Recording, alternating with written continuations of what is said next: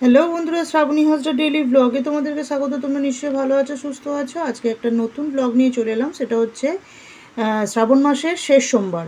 তো শ্রাবণ মাসের শেষ সোমবারে আমি চলে এসেছি শ্বশুরবাড়িতে। এই যেখানে পুজো হচ্ছে সেটা হচ্ছে আমাদের বাড়ির শিব। এটার নাম হচ্ছে দক্ষিণেশ্বরের শিব। এটা যারা বসে আছে তারা পাশাপাশি যারা গ্রাম, সেই গ্রাম থেকে সবাই এসছে। আমিও আছি, আমাদের বাড়ি থেকে আমিও আছি। আমাদের আরও দুজন ছিল, তারা অলরেডি আগের আগের ব্যাচে যে পুজোটা হয়েছে সেই আগেরটাই হয়ে গেছে। আমি যেহেতু পরে এসেছি সেই জন্য আমি পরে এসে ঢুকেছি, পুজো দিয়েছি। আর যারা এরা আসলে এখানে বাসিন্দা বলে, এখানকার স্থায়ী বাসিন্দা বলে এখান আগে আগে আরও ঢুকতে পেরেছে। আর আমাকে কেউ চেনে না এখানে ঠিকমতো, আমি এ বাড়ির বউ বলে ঠিকমতো চেনে না কেউ। তো এটাই হচ্ছে আমাদের পলাশনের আমাদের ঠাকুর, মানে আমার শ্বশুরবাড়ির ঠাকুর। তো আমি বিয়ের পর আমি প্রথম শিবরাত্রি করি, তারপর যাওয়া সম্ভব হয়নি শ্বশুরবাড়িতে। তো এবারে ইচ্ছা গেল যে শ্রাবণ মাসের শেষ সোমবারটা করার জন্য। তো শিব আমাকে, ভোলে বাবা আমাকে ডেকেছে, তাইও চলে গেছি।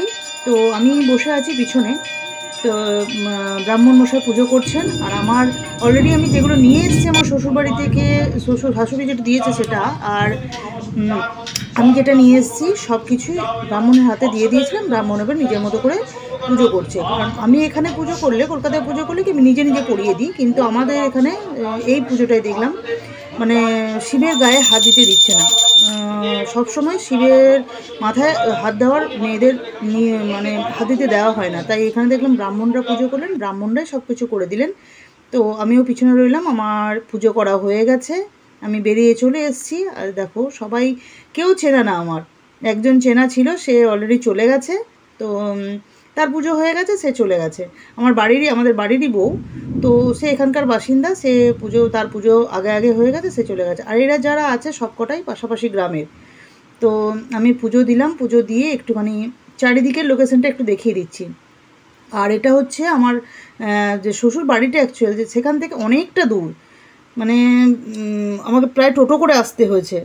কোনো জিনিসটাই কাছাকাছি নয়। আমার শ্বশুরবাড়ির যে পুজোগুলো হয় আমার মাঝে মাঝে মনে হয় সে কোনোটাই আমার কাছাকাছি নয়। আমার বাপের বাড়িতে যেরকম হয় কি, মানে আমার গায়েতেই লাগোয়া সব, আমার বাড়ির গায়েই সব লাগোয়া। যেমন দামোদর আছে, দুর্গা আছে, শিব আছে, সব অনুষ্ঠানই আমার গায়ে লাগোয়া। তো এইখানে একটুখানি অনেকটা দূরেই আসতে হয়েছিল। তো প্রচণ্ড রোদ্দুর উঠেছিল। আমি নিজেকেও একটু দেখে নিলাম, আমার পুজো করা হয়ে গেছে। তাহলে তোমরা সঙ্গে থাকো, দেখতে থাকো আমার এরপর আমি কী কী করছি।